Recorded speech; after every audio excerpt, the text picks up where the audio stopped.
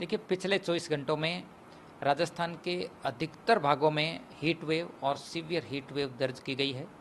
सर्वाधिक अधिकतम तापमान एक बार फिर से फलौदी और बाड़मेर में रिकॉर्ड हुए हैं।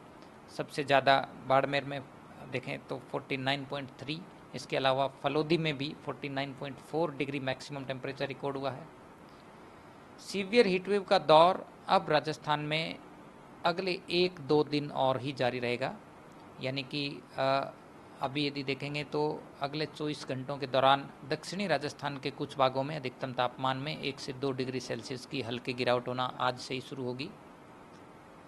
इसके अलावा 29-30 मई तक राजस्थान के अधिकांश भागों में अधिकतम तापमान में 2 से 4 डिग्री सेल्सियस की गिरावट होगी, यानी कि फिलहाल जहां पर अधिकतम तापमान 48 डिग्री से ऊपर रिकॉर्ड हो रहे हैं, 30-31 मई तक यहाँ तापमान 45 डिग्री या इससे नीचे रिकॉर्ड होने की प्रबल संभावना है। यानी कि जो हीट वेव और सीवियर हीट वेव का दौर फिलहाल बना हुआ है, ये अगले 2-3 दिन बाद समाप्त होने के लिए कंडीशन फेवरेबल है।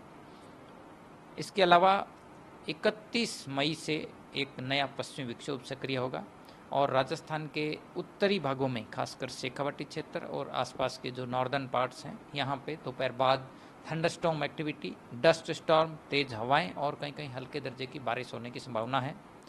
आंधी बारिश की ये गतिविधियां 1 और 2 जून को भी राजस्थान के कुछ इलाकों में जारी रहेगी, यानी कि दोपहर बाद थंडरस्टॉर्म, डस्ट स्टॉर्म और तेज हवाओं के साथ में कहीं कहीं हल्की बारिश की गतिविधियां खासकर पश्चिमी राजस्थान यानी बीकानेर संभाग, इसके अलावा शेखावाटी क्षेत्र, जयपुर और भरतपुर संभाग के कुछ इलाकों में 1 और 2 जून को भी डस्ट स्टॉर्म और थंडरस्टॉर्म एक्टिविटी होने की संभावना है। तो कुल मिलाकर अगले 2-3 दिन बाद हीट वेव से राहत मिलने की प्रबल संभावना है। जून के फर्स्ट वीक में थंडरस्टॉर्म और हल्के बारिश की गतिविधियां होंगी। इसके अलावा अगले 2-3 दिन स्ट्रॉन्ग सरफेस विंड्स भी देखने को मिलेगी, यानी दिन भर तेज सतही हवाओं का प्रभाव रहेगा। इस दौरान 25 से 35 किलोमीटर प्रति घंटा तक की स्ट्रॉन्ग विंड्स भी राज्य के कुछ भागों में दर्ज होंगी।